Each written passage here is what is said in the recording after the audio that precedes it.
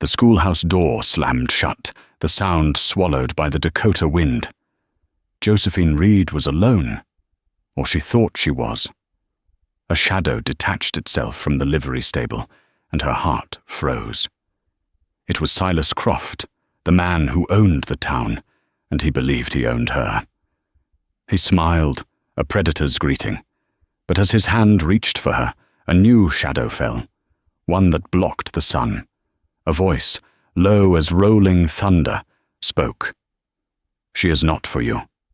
It was Hinto, the Lakota giant, and he wasn't asking. The wind of the Dakota Territory was not a gentle thing. It was a constant, abrasive force that scraped the paint from the sidings of Three Forks Crossing and worked its way into the bones of anyone foolish enough to be out in it. For Miss Josephine Reed, it was a daily reminder of her isolation. At 24, she was the town's school marm, a position that brought her a meager salary and a small, cold room attached to the back of the schoolhouse.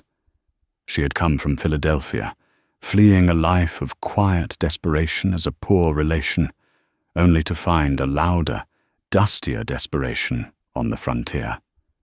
She had just dismissed her last pupil, little Martha Sweeney, and was sweeping the dust from the worn floorboards when the shadow fell across the doorway. "Working late, Miss Reed." Josephine's hand tightened on the broom. She didn't need to turn around. She knew the voice, steeped in whiskey and false charm. Silas Croft. He owned the Gilded Cage Saloon, the bank, and through a network of debts and threats, he owned most of the town council.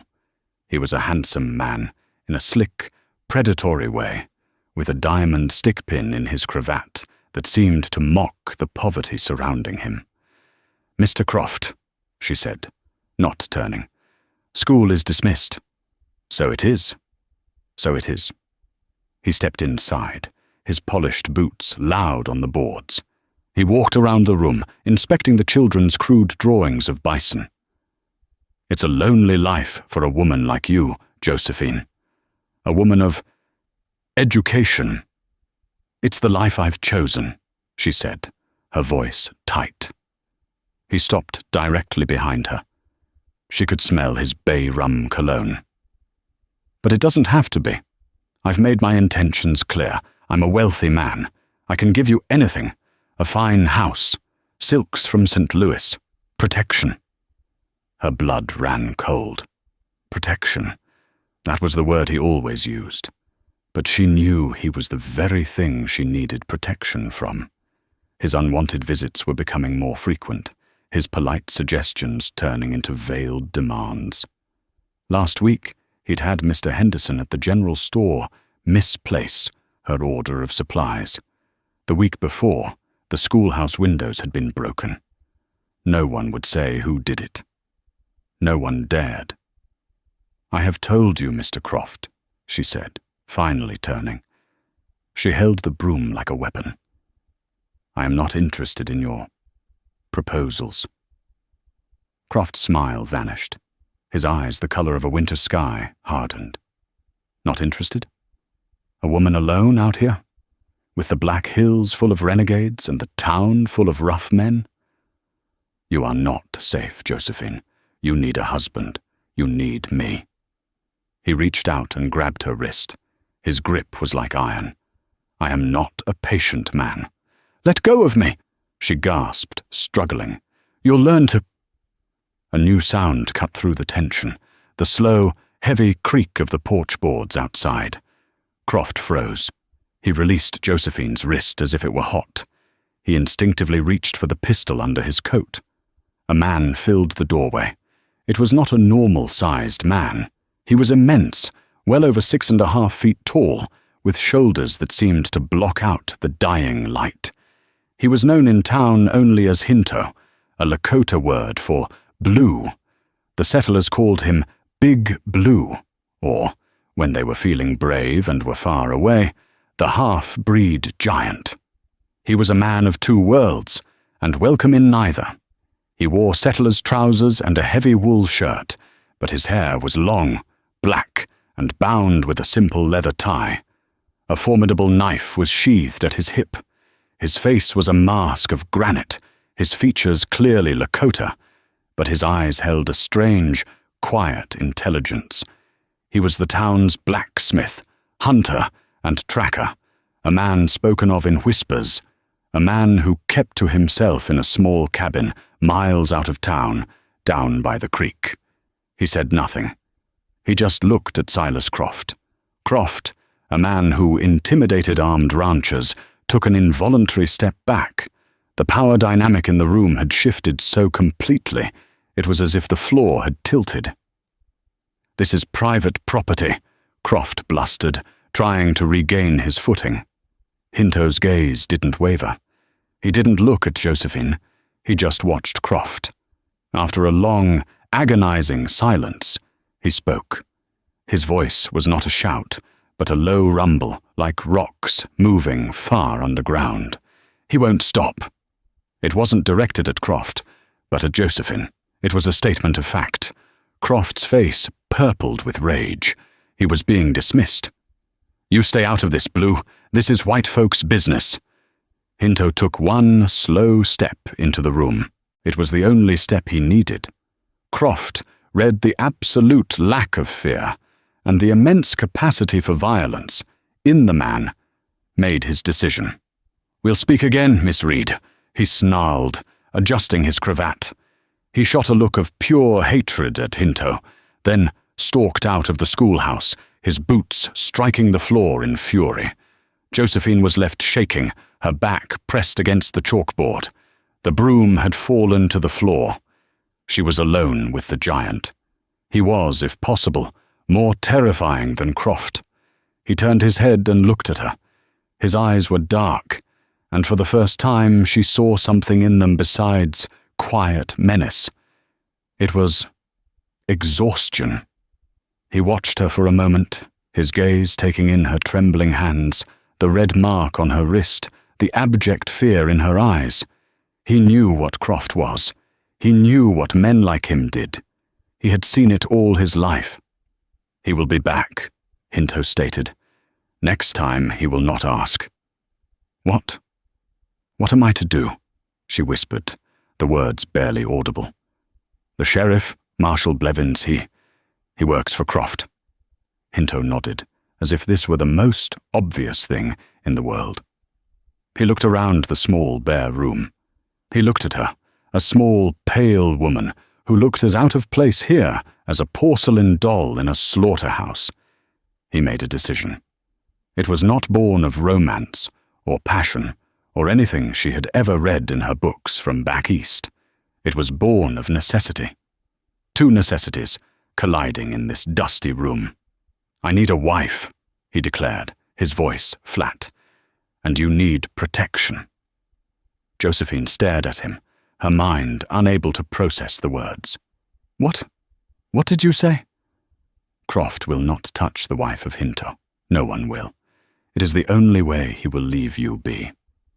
He was not proposing. He was stating the terms of a contract. You need a wife?" she stammered. "Why?" "I have my own reasons," he said, turning to look out the door, as if already regretting the words. "The Indian agents from the Red Cloud Agency. They are sniffing around. They do not like a man who walks between worlds. They want to take what is mine. A white wife. A legal paper marriage. It gives me a claim under your laws. It makes me civilized in their eyes." "This is madness," Josephine whispered, sliding down to sit on the teacher's stool. You're asking me to marry you?" "I am asking you to survive," he corrected her, his voice harsh. "He will ruin you, Miss Reed. One way or another. My way, you will be safe. You will be untouched." He stressed the word. "It will be a bargain, a piece of paper, nothing more. You keep your school, I keep my life, and you are safe from him." He offered her a choice between two terrors. One was a slow, smiling poison that would end in her destruction. The other was this: a mountain of a man, a stranger, a savage, as the town called him. "I need an answer," Hinto said, his shadow still filling the room. "He is already at the gilded cage. He is drinking. He is planning. By morning, it may be too late." Josephine looked at her trembling hands. She thought of the cold, leering way Croft had looked at her. She thought of the broken windows.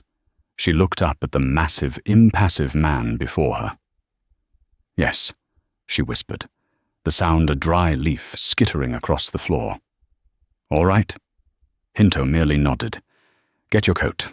We go to the magistrate." Magistrate Elias Sweeney, Martha's father, was a small, nervous man who perpetually smelled of stale tobacco and ink. He was a man who preferred to stamp papers for land claims and bills of sale, not preside over a midnight marriage between the town's most notorious pariah and its only school marm. He was in his nightshirt when Hinto's heavy fist hammered on his door. When he saw Josephine Reed standing beside the Lakota giant, her face pale as a sheet, he tried to stammer that his office was closed. Hinto simply pushed past him into the small, cluttered room that served as the town's legal office. "We need a marriage license. Now." "Now?" "But, Mr. Blue, it's highly irregular," Sweeney sputtered. Hinto used his father's surname, Blue, on legal documents, a name from a white trader who had disappeared 20 years ago. "There are procedures, bans to be read. You will stamp the paper, Sweeney," Hinto said, his voice quiet, which was somehow more terrifying than a shout. Josephine stood by the door, clutching a shawl. This was a dream, a nightmare. She was floating, watching herself sign her life away. "But Mr. Croft, he has an interest in—" Sweeney stopped, realizing he had said too much. "Croft is the reason we are here," Hinto said. He placed a heavy silver dollar on the desk. "Stamp the paper." Sweeney looked at the coin. He looked at Hinto. He looked at Josephine, who gave a tiny, desperate nod. With a shaking hand, he unlocked a drawer, pulled out the ledger, and found the correct certificate. He dipped his pen. Name: Hinto Blue, and Josephine Reed.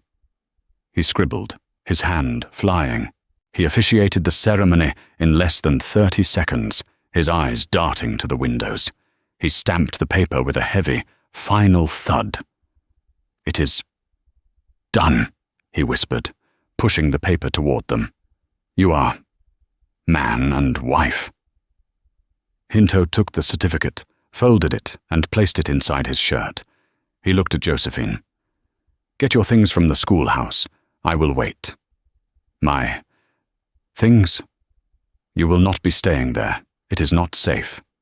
You stay with me." The finality of it hit her. She wasn't just safe from Croft. She was married. She belonged to this man.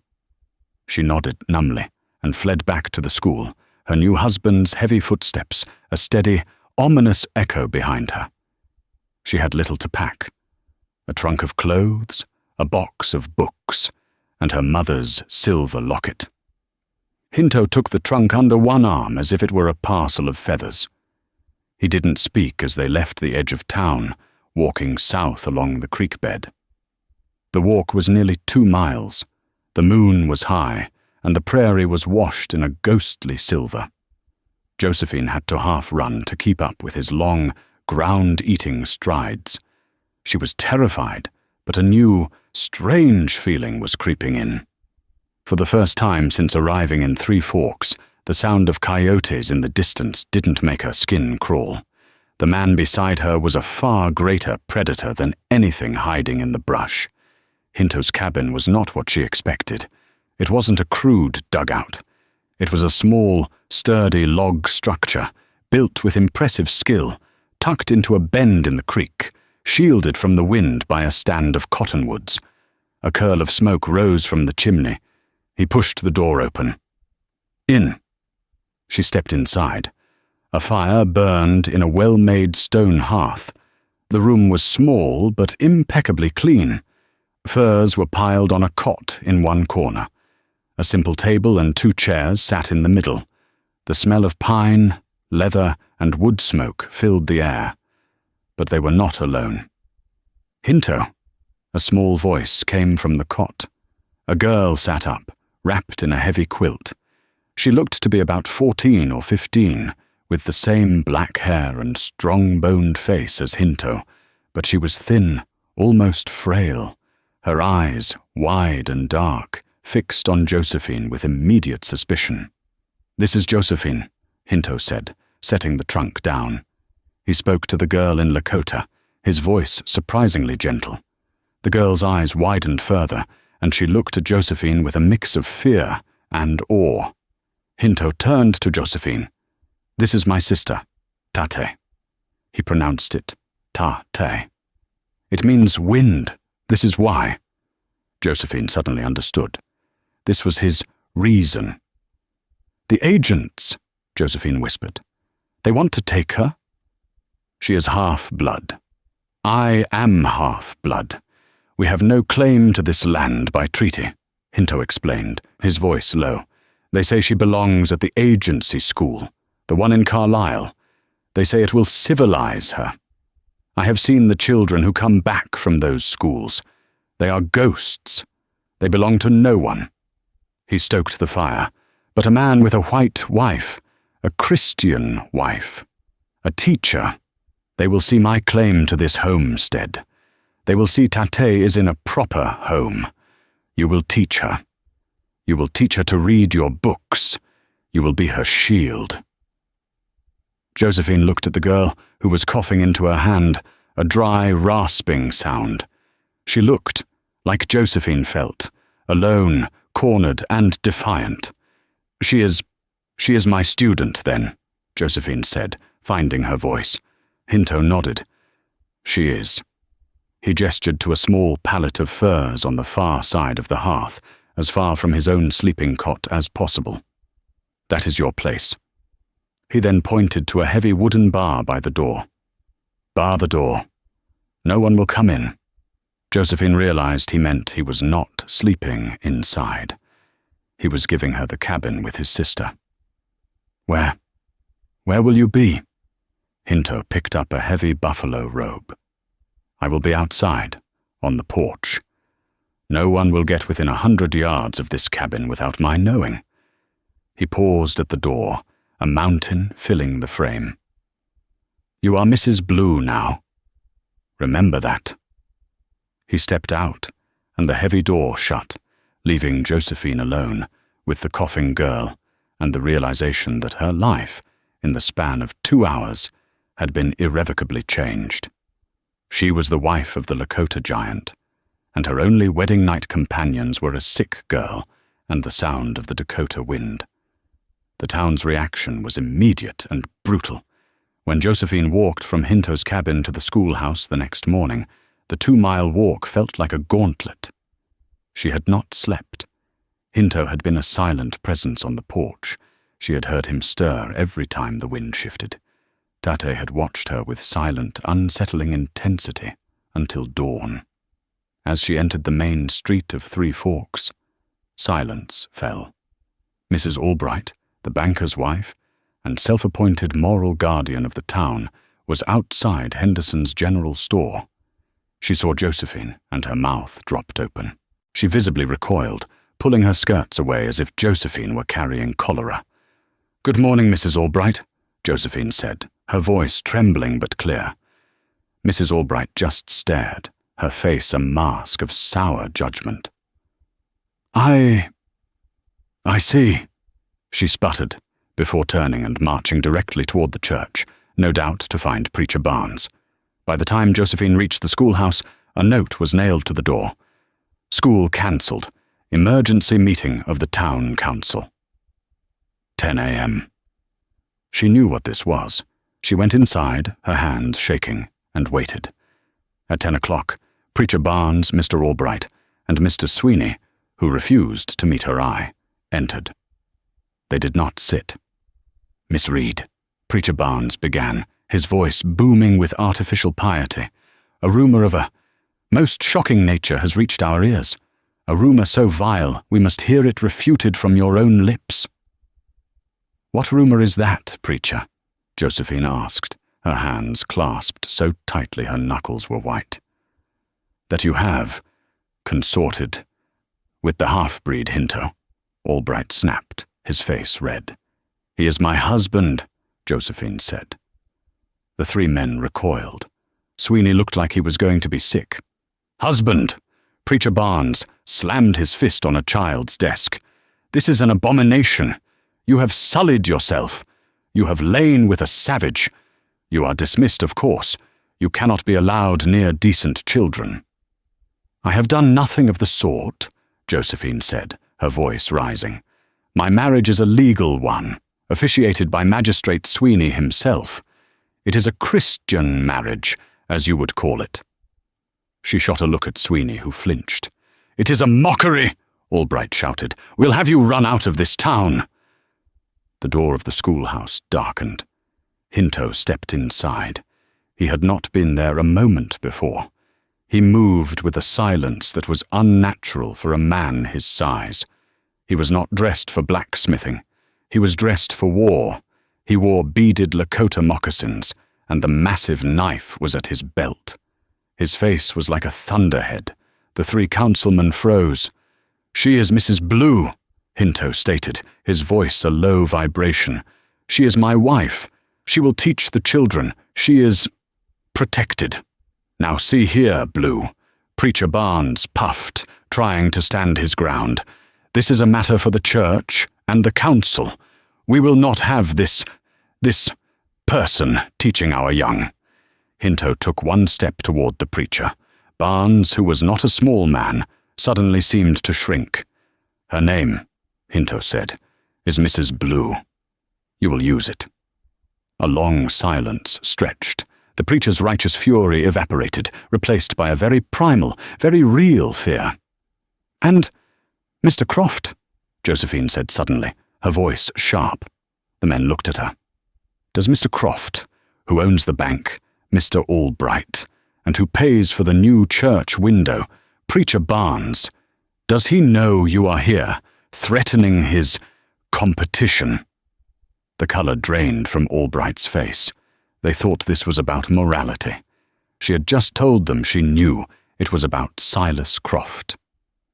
I don't know what you mean," Albright stammered. "He offered me protection," Josephine said, the word tasting like ash. "I chose my husband's instead. Now, if you are going to fire me, do it. But know that Mr. Croft will not be pleased you failed. And my husband," she glanced at Hinto, "will not be pleased either." She had them. They were caught between their terror of Croft and their terror of the giant standing beside her. We will take this under advisement," Preacher Barnes said, his pomposity deflating. For now, school will resume." They fled the schoolhouse. Josephine sagged against the wall, her knees weak. Hinto had not moved. "You are smart," he said. It was the first compliment he had ever given her. "I am a teacher," she breathed. "I read." "Good," he said. "Teach Tate." He turned and was gone. Life in the cabin settled into a strange, silent routine. Hinto was true to his word. He never slept inside. He spent his days at his smithy, which was a lean-to built against the far side of the cabin, or he would disappear for hours to hunt, returning with rabbits or a deer. He was a silent provider. Tate was a difficult student. She was fiercely loyal to her brother and saw Josephine as an intruder. She spoke broken English, but refused to use it, speaking only Lakota, which Hinto translated when he was there. Josephine, however, was patient. She was, before all else, a teacher. She didn't push. She simply sat at the table and read aloud from her books, Shakespeare, poetry by Mr. Keats, simple primers.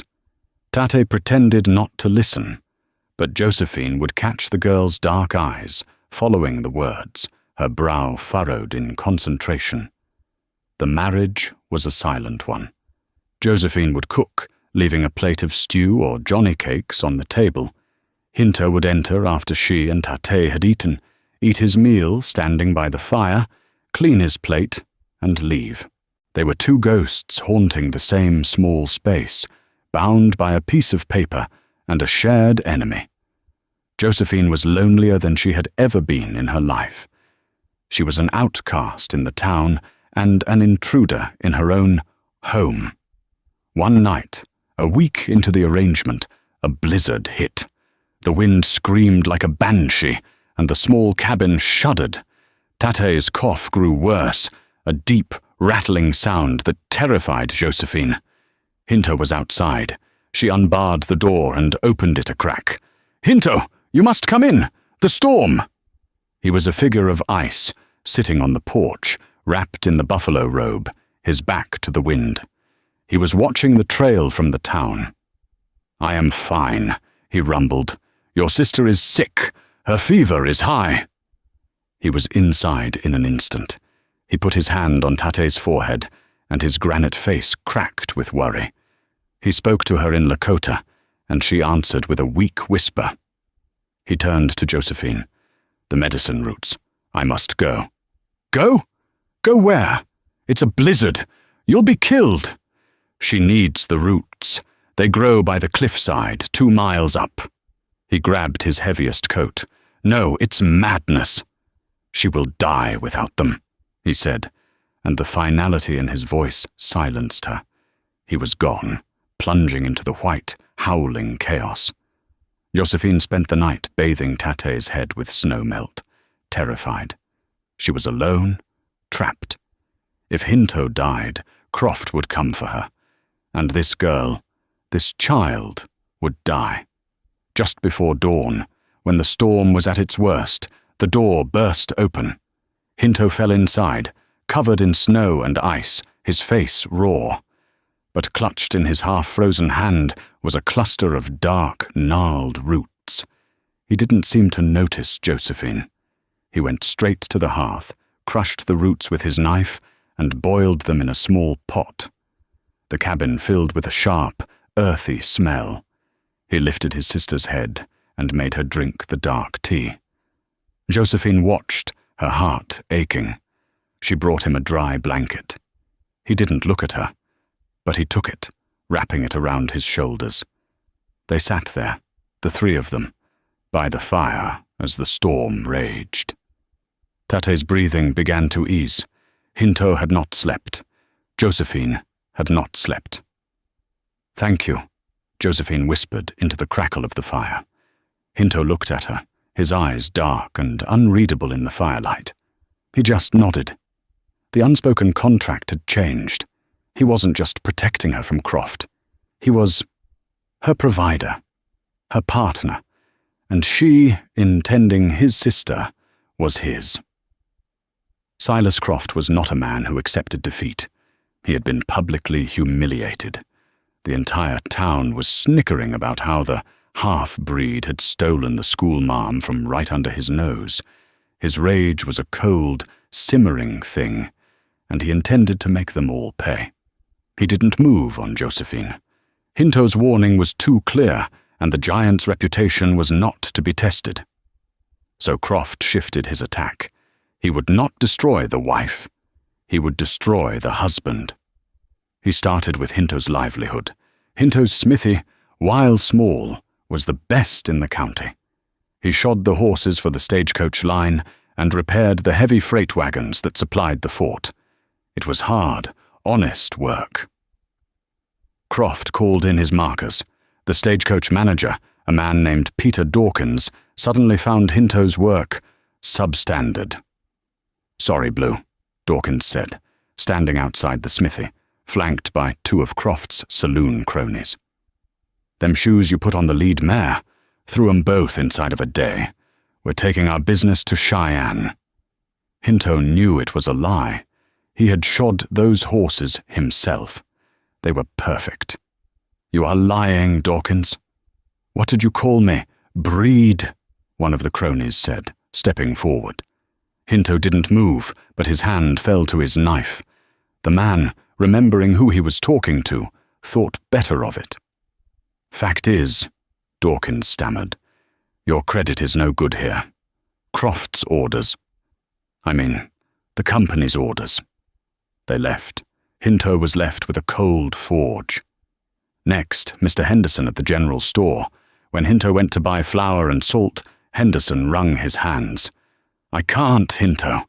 I truly can't," the small man whispered, terrified. "Mr. Croft, he reviewed my ledgers. He owns my debt. He said if I sell to you or your wife, he'll call the note. He'll ruin me. I have a family." "He tries to starve us," Hinto said, his voice flat. "I'm sorry," Henderson whispered, tears in his eyes. Hinto left with nothing. When Josephine went to the store, she was met with the same. "No credit for you, Mrs. Blue. Cash only." "And," Henderson added, unable to look at her, "prices on certain goods have gone up. A bag of flour that cost 50 cents yesterday now cost $5. Croft was strangling them. They were cut off.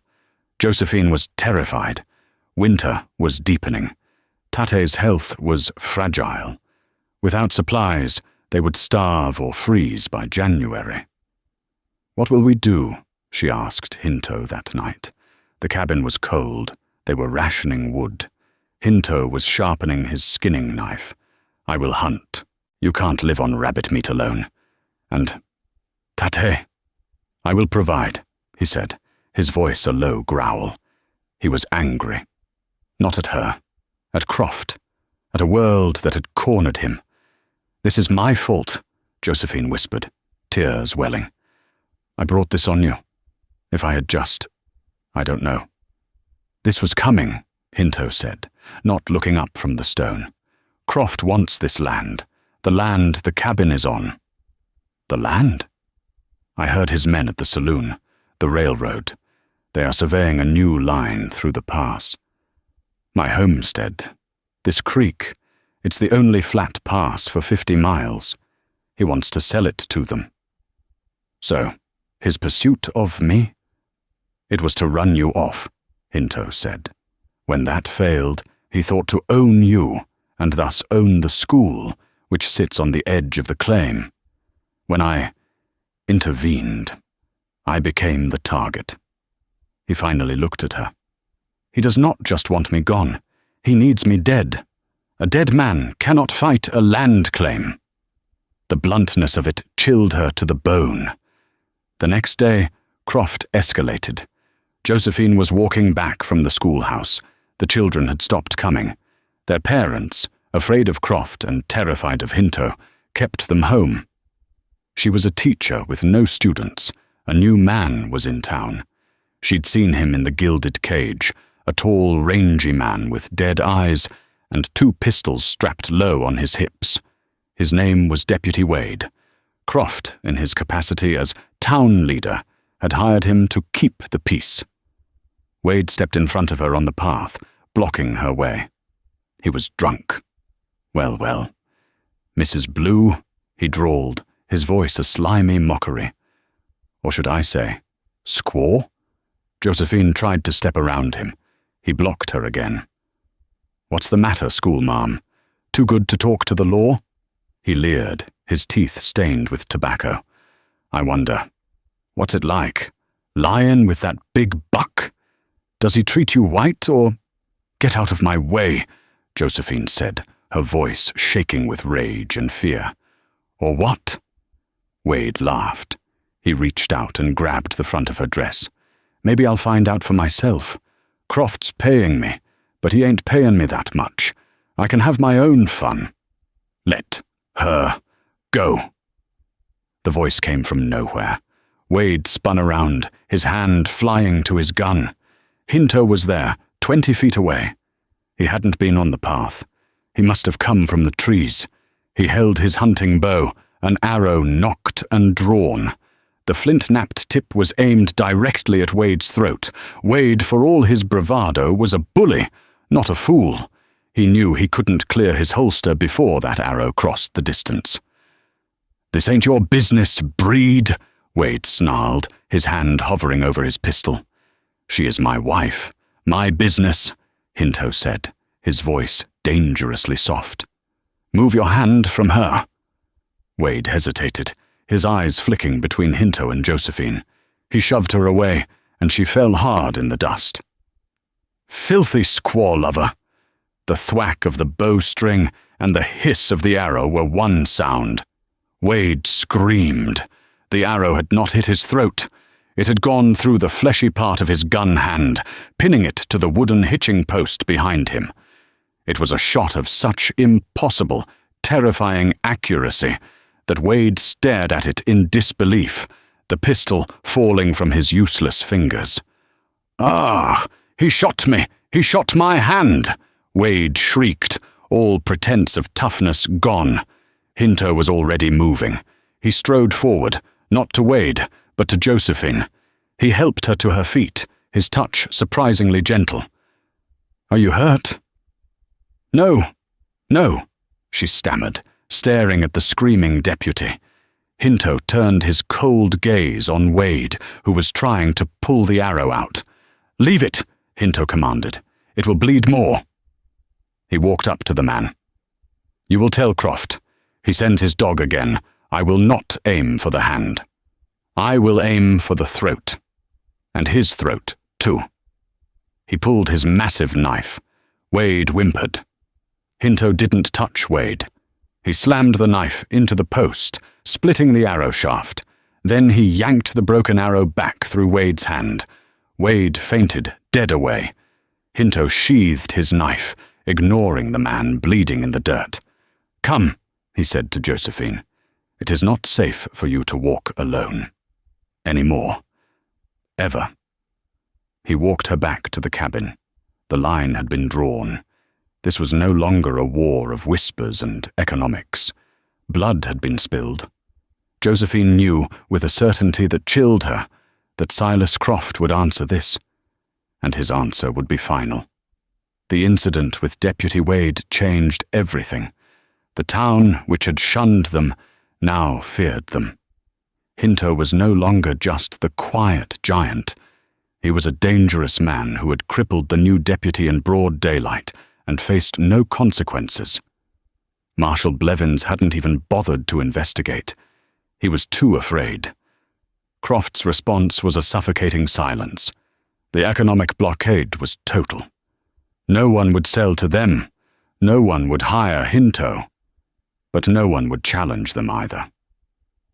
Wade was seen on the stagecoach 2 days later, his hand heavily bandaged, his face pale. He was gone. Croft was alone. The cabin became their fortress.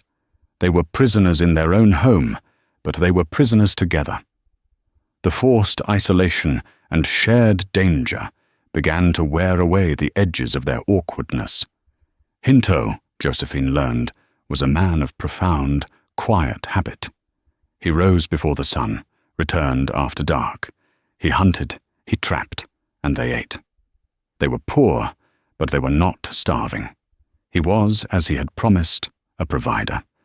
Josephine's focus became Tate. The girl's cough was a constant, terrifying backdrop to their lives, but her mind was sharp. The pretense of not listening to Josephine's reading faded. One evening, Josephine was reading from Robinson Crusoe. Hinto was outside, skinning a brace of rabbits. "And thus I learned to be a carpenter, and a farmer, and a tailor," Josephine read. "He is alone," Tate whispered. Josephine looked up, startled. It was the first full sentence in English the girl had spoken to her. "Yes," Josephine said gently. "He is. Very alone." "Like Hinto," the girl said, her eyes on the fire. "He is Wang Bli Gletha." "What does that mean?" "Spotted Eagle," Tate said, her voice proud. "That is his real name, the name our mother gave him. Hinto Blue is the name of the white man, the trader, our father. He left." She had never spoken of their family. Josephine sat, breathless. "Hinto, Wang Bli Gletha. He protects me, Tate continued, her English careful. Our mother died. The people. They went to the reservation. Hinto said no. He said the reservation is a slow death. He brought me here. He builds this house. He learns the white man's smith work. He hates it. He hates it? He is a hunter, a warrior, but he does this for me. Tate looked at Josephine, her dark eyes piercing. And now, this wife. For me, to keep the agents away. Josephine finally understood the depth of her husband's sacrifice. He wasn't just a man between two worlds. He was a man who had purposefully chained himself to the world he despised to save the only person he loved. When Hinto entered that night, stamping snow from his boots, the cabin felt different. He was no longer just her protector or a stranger. He was Wangbli Gletha, a man with a name and a history of loss. He sat by the fire, mending a torn moccasin. His large hands, which could split an arrow or cripple a man, were stitching the leather with delicate, precise movements. Josephine found herself watching him. The firelight caught the planes of his face, the high cheekbones, the strong line of his jaw. He was not the savage the town saw. He was beautiful. The thought shocked her. Tate, she spoke to me today, Josephine said softly. Hinto's hands stilled. Good. Your teaching is working. She told me about your name. He said nothing. The silence in the cabin became heavy, charged. He tied off the sinew thread with a sharp tug. That name is dead, he said, his voice hard. It died with my mother. I am Hinto Blue, the blacksmith. A man can be two things at once, Josephine said, her voice barely a whisper. He can be a blacksmith and a warrior. He looked up at her. His eyes were not cold. They were filled with a profound, ancient sadness. He had not expected her to see him. You read your books, schoolmarm, he said, but the bite was gone from his voice. You do not know this world. Then teach me, she said, her voice gaining strength. I am your wife. This is my home now. I will not be the weak link. I will not be the one who needs saving. He stared at her for a long time. He saw the resolve in her small, pale face. She was not the same woman he had found cowering in the schoolhouse. The frontier had not broken her. It was forging her. He gave a slow, measured nod. Tomorrow, when the sun rises, I will teach you to shoot. The next day, he took her out. He didn't give her a rifle. He gave her his bow. It was too large for her, the pull too heavy. But he was patient. Not with your arm, he said, his voice a low rumble at her shoulder. He stood behind her, adjusting her stance.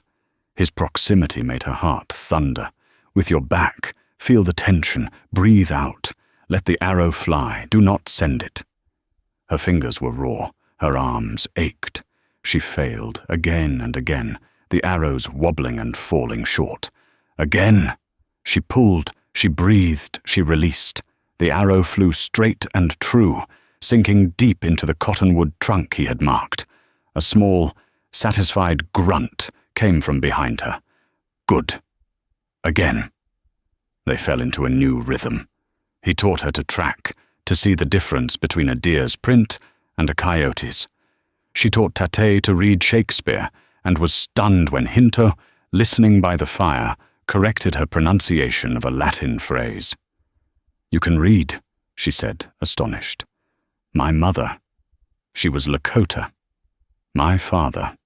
He was a trader. He left me one thing. He pointed to a small, worn Bible on his shelf. He taught me his letters. And his God. I have forgotten one.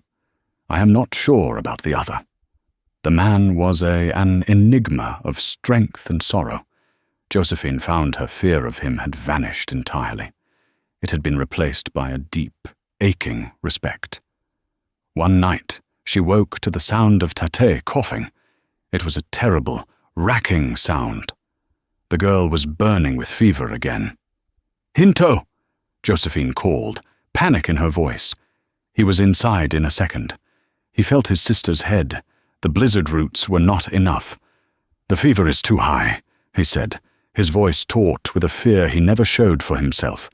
"She needs the white medicine, the quinine, from the doctor." "Dr. Miller? In town?" Josephine said. He won't come. Not for us. Croft." "I will make him come," Hinto said, grabbing his rifle. "No!" Josephine grabbed his arm. It was like grabbing an oak tree. "Hinto, wait. If you go into town with a gun and drag the doctor out, they will call you a renegade. They will have an excuse to hang you. Croft will win. Let me go." He looked at her. "You? They will not listen. They will laugh at you. They will not laugh at me," Josephine said. She went to her trunk and pulled out the one thing of value she had, her mother's silver locket. "This will pay for the medicine, and they will not stop me. It is night. It is not safe. You taught me to shoot," she said. She picked up the bow. It was still too large, but she could use it. "And you will be watching. I know you will. You are always watching." He looked at her, his dark eyes searching her face. He saw no fear, only resolve. He gave her his knife. "Take this. Do not use the bow unless you must. It is too slow. Use the knife. Close and fast." He had just entrusted her with his own weapon. "I will be back," she said. She pulled on her heaviest cloak and plunged into the frigid night, her husband's knife a cold, heavy weight in her hand. She was no longer the lonely teacher. She was a wife on a mission to save her family. The fragile piece of the cabin was shattered by Tate's coughing. It was a deep, racking sound that left her breathless, and when Josephine touched the girl's forehead, she was burning. The blizzard roots weren't enough. "The fever is too high," Hinto said, his voice taut with a fear he never showed for himself. "She needs the white medicine, the quinine. Dr. Miller, in town?" Josephine's hope died. "He won't come, not for us. Croft." "I will make him come," Hinto said, his face hardening as he grabbed his rifle. "No!" Josephine threw herself in front of him, grabbing his arm. It was like stopping an avalanche. "Hinto, that's what he wants. If you go into town with a gun and drag the doctor out, they will call you a renegade. They will have an excuse to hang you. Croft will win. Let me go." He looked at her, his eyes wild. "They will not listen to you." "They will listen to this," she said, pulling her mother's silver locket from her trunk. It was her last tie to her old life. "This will pay for the medicine." He stared at her, seeing the desperate resolve in her face. He sheathed his rifle and, in a move that stunned her, handed her his massive hunting knife. "Take this. Do not use the bow. It is too slow. Use the knife. Close. And fast." She took the cold, heavy weapon, a promise passing between them. Josephine ran the 2 miles to town, her lungs burning. She didn't go to the doctor's office. She went straight to the heart of the town's rot, the gilded cage. She pushed the swinging doors open. The saloon went dead silent. The piano player's hands froze on the keys. 50 men, smelling of whiskey and sweat, turned to stare. She ignored them all. At a back table, bathed in smoke, sat Silas Croft, Marshal Blevins and Dr. Miller, a game of poker between them. She marched directly to the table. Croft's eyes lit up with a slow, malevolent smile. "Well, well, look what the storm blew in. Lost your way, Mrs. Blue? Or," his eyes roamed over her, "did you finally tire of your husband?" Josephine locked eyes with the doctor. "Dr. Miller, my sister is dying. She has a high fever. I need quinine." She threw the silver locket onto the table, where it scattered poker chips. Croft laughed, picking it up. He dangled it from his fingers. Pretty. Very civilized. His smile vanished. But the doctor is busy, and his services are expensive. This, he pocketed the locket, is a down payment. Perhaps you and I can discuss the rest of his fee. In my office. Alone. The men at the bar snickered. Josephine felt her blood turn to ice. She had begged. She had offered payment, and he had tried to buy her. She didn't scream. She didn't cry. She did exactly what Hinto had taught her. She moved fast. With a single, fluid motion, she grabbed a whiskey bottle, smashed it against the edge of the table, and pressed the jagged, dripping neck to Silas Croft's throat. The saloon erupted. Men jumped to their feet. Marshal Blevins drew his gun. "Put it down, woman. Shoot me, and he dies," Josephine hissed, her voice a snarl she didn't recognize. She pressed the glass harder, and a bead of blood welled up on Croft's neck. He was frozen, his eyes wide with shock. He had never, ever expected this. "Give me the locket," she snarled, "and give me the quinine." You're mad," Croft choked out. "I'm a wife," she spat. "The medicine. Now, Dr. Miller, your bag, or I will sever your benefactor's artery." Terrified, Miller fumbled for his bag, produced a small brown bottle, and threw it on the table. "And the locket!" Croft, shaking with rage, threw it down too. Josephine snatched them both. "I am walking out of here," she said, backing slowly toward the doors, the broken bottle still aimed at Croft. "If anyone follows me, my husband will come for him, and he will not be as gentle as I am." She vanished into the night. For a full minute, the saloon was silent. Then, Croft, holding a handkerchief to his bleeding neck, slammed his fist on the table. "This is over. Tonight," he roared. "Blevins, deputize every man in this room. We're going to that cabin and arresting Hinto Blue for the murder of Deputy Wade. And if his wife resists, we'll arrest her too." Josephine burst back into the cabin, gasping for air, clutching the medicine. "They are coming. Croft, Blevins, all of them." Hinto was already standing by the door, rifle in hand. He had heard. He always heard. He saw the bottle in her hand. "You did your part," he said, his voice a low growl of approval. She ran to Tate as he barred the door. The sound of shouting men and pounding hooves echoed down the creek. "Now," Hinto said, checking his ammunition. "I do mine. Hinto Blue!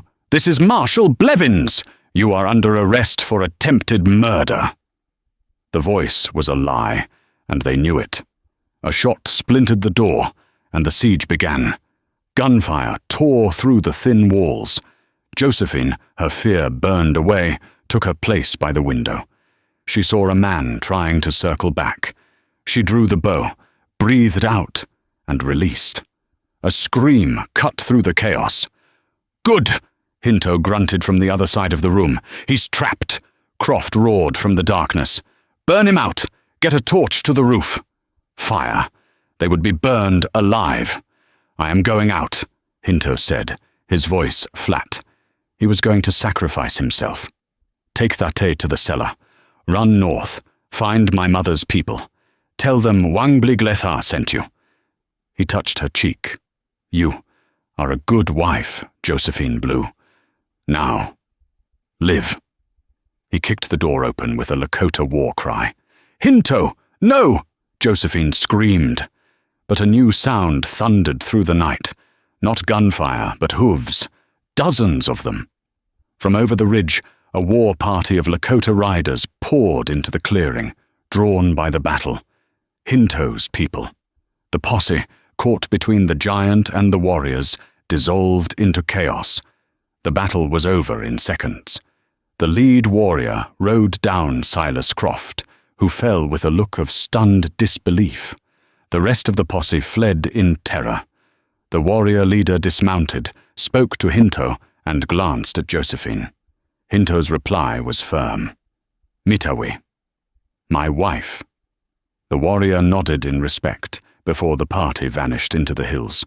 Josephine ran from the cabin, throwing her arms around Hinto's waist. He was stiff, shocked. Then slowly, his arms encircled her. It is done, he rumbled. You are safe. No, she wept into his chest.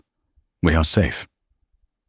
Life in the cabin returned to a new, deep quiet. Tate's fever was gone. The medicine and Hinto's roots had saved her. The schoolhouse reopened, and this time every child in Three Forks was in attendance. The town, humbled and leaderless, treated Mrs. Blue with a profound, fearful respect. The original bargain was, by all measures, complete. Hinto's land was secure. Josephine was safe. One evening, Hinto sat by the fire, whittling a small, delicate bird for Tate. He watched Josephine as she stood by her trunk, carefully packing her small box of books. What are you doing? He asked, his voice quiet. I should move back to the schoolhouse, Josephine said, her voice strained, her heart aching. She could not meet his eyes. The bargain is met, Hinto. You have your land. Tate is safe from the agents. I have my protection. You are free. He set the whittling aside. Free? The paper, she whispered, tears blurring her vision. It doesn't have to mean anything. Not anymore. He stood, the great, silent man, and walked over to her. Tate, he said, his voice a low rumble. She asked me to read from your Mr. Shakespeare. I told her I could not make the words sound right. Josephine looked up, confused. What? She said, Hinto continued, his dark eyes fixed on hers, that only you can make the words sing. She said the cabin is too quiet when you are at the school. She said, it is not a home. Not without her, Ina. Ina, Josephine whispered. It is Lakota, he said, his voice rough with an emotion she'd never heard from him. It means mother. Josephine's breath hitched. I do not know the words of your books, Hinto struggled, his large hands clenching and unclenching, of love. But I do not need a wife on paper, Josephine. I need my wife. I need Mitawi. She looked up into the eyes of the Lakota giant. She saw no giant. She saw her husband. She smiled, the tears finally falling, and put her hand on his chest. Then I suppose I must stay, she whispered. My students need their lessons, and my husband needs me home. He pulled her against him, holding her not as a contract, but as the center of his world. The story of Josephine and Hinto isn't just a tale of the Wild West. It's a story of what happens when two people, cornered by the world, choose to stand together. They didn't have an easy romance. They forged a bond of iron, respect, and courage. They prove that sometimes the strongest families aren't the ones we are born into, but the ones we fight for. What did you think of Josephine's transformation from a lonely teacher to a frontier warrior? What about Hinto's sacrifice for his sister? If you were moved by their story of survival and love, please show your support. Hit that like button, share this video with someone who loves a powerful drama, and most importantly, subscribe to the channel for more real-life stories like this one. Click the notification bell so you never miss an episode. Thank you for listening.